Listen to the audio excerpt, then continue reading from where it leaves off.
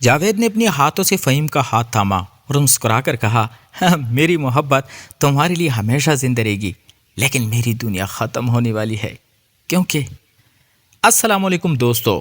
محلے کے ایک پرسکون گوشے میں جاوید 60 سال کا آدمی اپنے چھوٹے سے گھر کے صحن میں اکثر اکیلا بیٹھا رہتا، ایک کپ چائے ہاتھ میں لیے اور دور کہیں خیالی دنیا میں کھویا ہوا۔ لوگ اسے محبت بھرا انکل کہتے تھے، مگر اصل میں وہ انسان جس کی زندگی نے اسے چھپ کر دیا تھا، کسی سے قریب ہونے کی ہمت نہیں دیتا تھا۔ اس کی آنکھوں میں وہ جو سکون تھا، وہ ایک طویل زندگی کے تجربات، چھوٹے دکھ اور چھپی خواہشات کی کہانی سناتا۔ نیا پڑوسی فہیم 35 سال کا، جوان مگر سوچ میں گہرا، اسی محلے میں منتقل ہوا۔ فہیم اپنی خاموشی اور نرم لب و لہجے کی وجہ سے دوسرے لوگوں سے کچھ الگ تھا۔ پہلے دن ہی دونوں کی نظریں ملیں اور ایک عجیب سا سکون محسوس ہوا، جیسے دونوں کو ایک دوسرے کی تنہائی سمجھ آ گئی ہو۔ شروع میں صرف رسمی سلام اور چھوٹے چھوٹے جملے تھے، لیکن پھر دن بدلنے لگے۔ جاوید ہر شام چائے کی کپ کے ساتھ چھت پر آتے اور فہیم بھی اکثر وہاں آ جاتا۔ کبھی خاموش بیٹھ کر صرف ہوا اور دھوپ کا احساس بانٹتے، کبھی پرانی زندگی کے قصے سناتے اور کبھی چھوٹے چھوٹے لطیفے۔ ان کے درمیان ایک گہری دوستی پنپنے لگی، لیکن ہر طرف خاموشی اور احترام کا چھپا ہوا ارمان بھی تھا۔ ایک دن جاوید نے محسوس کیا کہ اس کا دل غیر معمولی طور پر دھڑک رہا ہے۔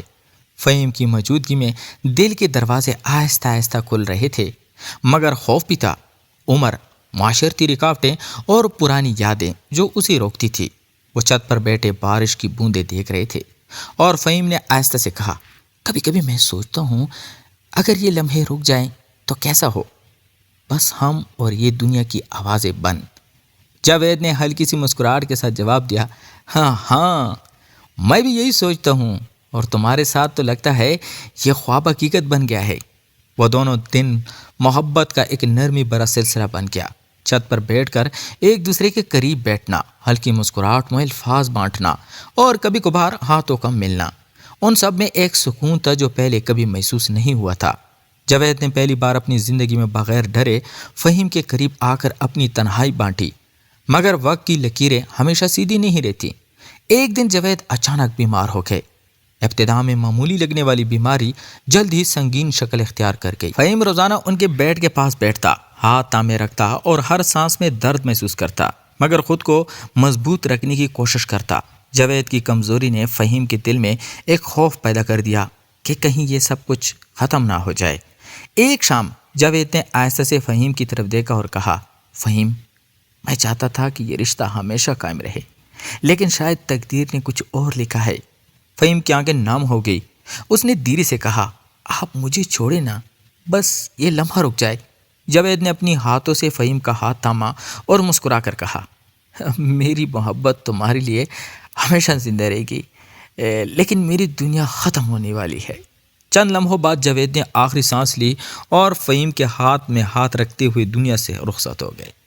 فہیم کی چیخیں اور رونا کمرے میں گونجتا رہا، مگر وہ واپس نہ آئے۔ چھت، چائے کے کپ اور وہ لمحات جن میں محبت نے جنم لیا تھا، اب صرف یادیں بن کر رہ گئی۔ فہیم ہر شام چھت پر بیٹھتا، جاوید کی یاد میں خاموشی سے چائے پیتا اور ان کی موجودگی کو محسوس کرنے کی کوشش کرتا۔ ہر روشنی، ہر ہوا کا جھونکا اور ہر چھوٹی بات اسے یاد دلاتی کہ محبت کبھی وقت کے محتاج نہیں ہوتی، لیکن تقدیر کے ہاتھ میں سب کچھ ہوتا ہے۔ یہ کہانی ایک دردناک اور رلا دینے والے انجام کے ساتھ ختم ہوتی ہے، مگر دلوں میں جاوید اور فہیم کے درمیان وہ رشتہ ہمیشہ زندہ رہتا ہے، خاموش، گہرا اور سچا۔ فہیم جاوید کے جانے کے بعد کئی دن تک صحن اور چھت پر اکیلا بیٹھتا رہا، ہر شام چائے کا کپ ہاتھ میں لیے ان کی یادوں میں کھویا ہوا۔ دل کی ہر دھڑکن میں جاوید کی موجودگی محسوس کرتا۔ وہ ہر ہوا کے جھونکے، ہر سورج کی روشنی اور ہر چھوٹے لمحے کو ان کے ساتھ بانٹنے کی کوشش کرتا، مگر حقیقت میں وہ ہمیشہ کے لیے صرف یادیں بن کر رہ گئی۔ فہیم نے جاوید کے بیڈ کے کمرے سے لے کر چھت تک ہر جگہ ان کے تاثرات کو محفوظ رکھا۔ کتابیں، کپ اور وہ پرانے نوٹ جو جاوید نے کبھی لکھے تھے، سب اس کے لیے زندہ علامت بن گئے۔ ایک رات جب سرد ہوا چل رہی تھی اور محلہ خاموش تھا، فہیم چھت پر بیٹھا تھا، دل بھر کے آنسو بہا رہا تھا اور آسمان کی تاریکی میں جاوید کے لیے اپنی محبت کا خاموش اعتراف کر رہا تھا۔ اس لمحے اسے احساس ہوا کہ محبت ختم نہیں ہوتی، چاہے جسم نہ ہو، چاہے وقت اور تقدیر سب کچھ چھین لیں، مگر دل کی گہرائیوں میں رشتہ ہمیشہ زندہ رہتا ہے۔ فہیم نے جاوید کی یاد میں ایک چھوٹا سا باغ لگایا جہاں وہ روزانہ آ کر پھولوں اور ہوا کے ساتھ ان کے نام کی باتیں کرتا۔ چھت پر بیٹھ کر وہ اپنی آنکھوں سے آسمان کو دیکھتا اور جاوید کی مسکراہٹ کو محسوس کرتا۔ کبھی کبھی وہ ہلکی مسکراہٹ کے ساتھ سوچتا کہ شاید جاوید بھی کہیں اس کے آس پاس موجود ہے اور یہی یادیں اور احساسات اسے جینے کا سکون دیتے ہیں۔ مگر دل کے اندر ایک درد ہمیشہ رہتا، کیونکہ وہ جانتا تھا کہ جاوید کبھی واپس نہیں آئیں گے۔ ہر شام، ہر لمحہ، ہر سانس جاوید کی محبت کا ایک نشان بن گیا، اور فہیم کے لیے یہ رشتہ اب صرف یادوں اور دل کی دھڑکنوں میں زندہ تھا۔ ایک ایسا رشتہ جو مکمل تو ہوا مگر ساتھ رہنا نصیب نہ ہوا۔